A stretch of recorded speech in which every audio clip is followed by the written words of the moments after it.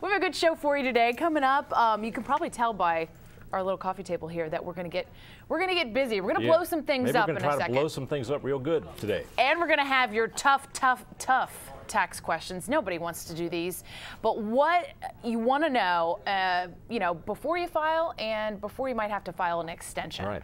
Also, how you can get your kids to actually like brushing their teeth even better. Plus, some of today's hottest topics, including the controversy brewing between politicians and cartoons. That's not a new controversy. That's been going on for a couple centuries. That was going on. Always new installments of it. There you go. And we're going to start off today's show with the bang. We hope not literally, but we're ready either way.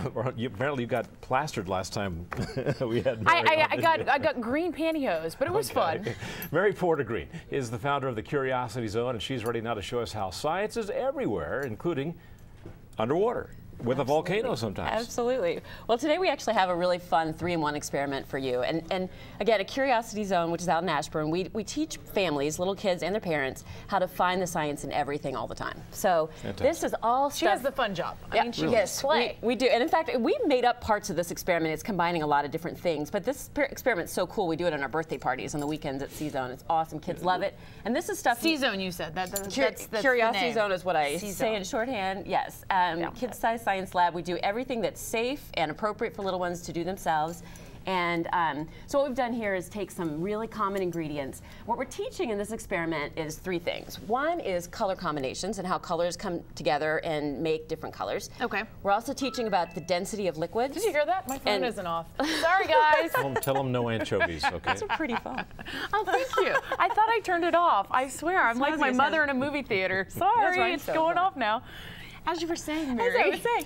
So anyway, we're teaching about the density of liquids because it turns out liquids have different densities. And I don't know whether you guys remember that from science at high school and college, but liquids don't always mix up together. Right. And sometimes one floats on top of the other. Kind of like, they say oil and water don't mix. It's because oil is less dense than water. So water will always sink down. Okay.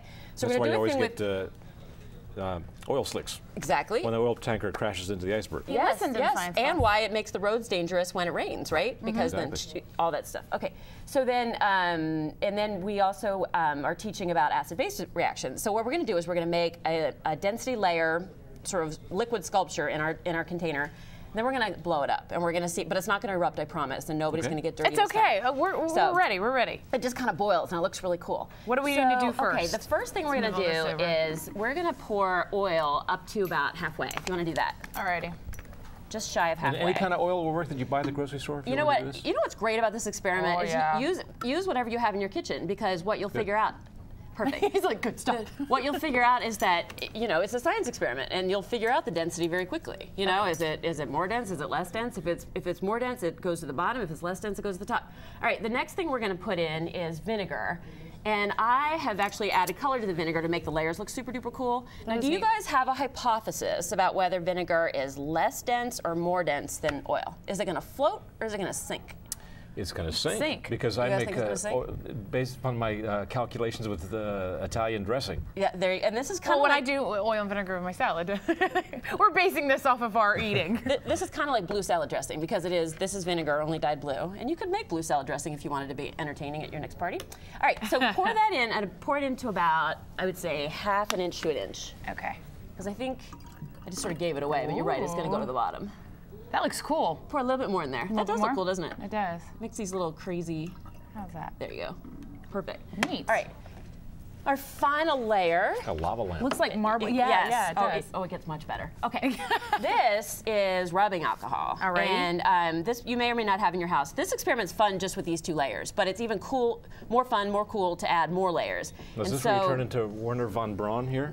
I don't know. He was the rocket scientist. Oh, no, nothing like that. Okay, do the honors. So do you guys think that's going to sink, or it looks a lot like vinegar? It's sink or float? No, alcohol is a byproduct of oil, so it's going to float. It's going to be lighter. Let's try out your hypothesis. I like it. There you go. It's coming back up. All right, this does look neat. Pour in a little bit more.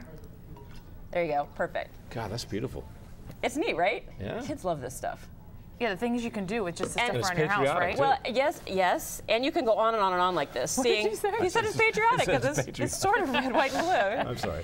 And all right, so now we've got our layers. What we want to see is if we can get the red to combine with the blue to make a purple, bubbly, lava lamp-looking crazy Let's do it. thing. Let's do it. What do you got here? What we're going to do is we've got vinegar on the bottom, and so to create a gas, CO2 gas, we need to add, if that's an acid, we need to add a base to create a chemical reaction. Very good, because the two always react in solution. So what I've done is create a little paste. What this does is makes globs of baking soda go down in, and the globs are what cause the big bubbles to come back up. Gotcha. So you're going to take about a half a teaspoon of globby, and you're just going to drop it in there. A globby. Very technical term here. Globby baking soda and water with That's a little bit a little bit more, with isn't a little bit of food coloring added just to make it look cool. Let me be exact here. Because kids love colors. There it goes. Now watch. It's coming together. Oh, that is cool. Fun. And that was. And let there be purple. What's so fun about that is it will keep going and going and going. And kids will stare and stare. Now, what would happen if you? What would happen? This is. I'm taking it one step further. If you put a top on that, would it? You know what would happen? Is Build your top would pop off, or your container would burst. So Yeah, I wouldn't suggest. You know, what you It's like the guy in him, you know. It's like, what would happen? We're always looking how to. Yeah, The final step is always blowing things up. take it to the next level. It's a great point because what you can do is capture the gas, and we do this sometimes with the kids. We create what's called a gasometer, and we'll do this experiment, but in a bottle with a smaller opening. We'll stick a balloon on top, and then as the gas rises, it blows up the balloon. Yeah, That's neat. And you can see how much gas is coming off of your chemical reaction.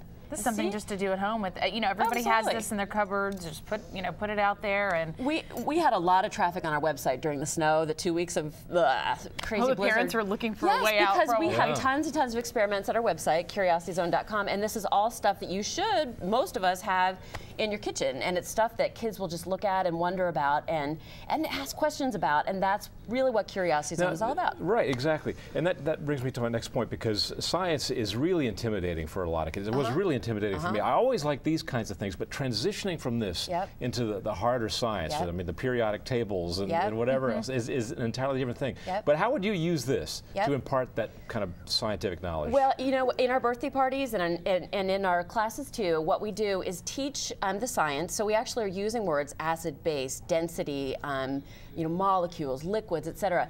Now, the little ones don't necessarily understand what those words mean, but what's great is that you're layering a foundation. Just like when you first teach your kids to read or you first teach your kids math, your kid doesn't know how to read the first time you open a book, but every time he looks or she looks at a book and sees the word and hears the sound, it's a little bit more of a layered learning process. What happens with science, unfortunately, is so many of us are intimidated by it, and we think, oh, it's scary, hard, and boring. It's certainly not something my 2 or 3-year-old could ever possibly do.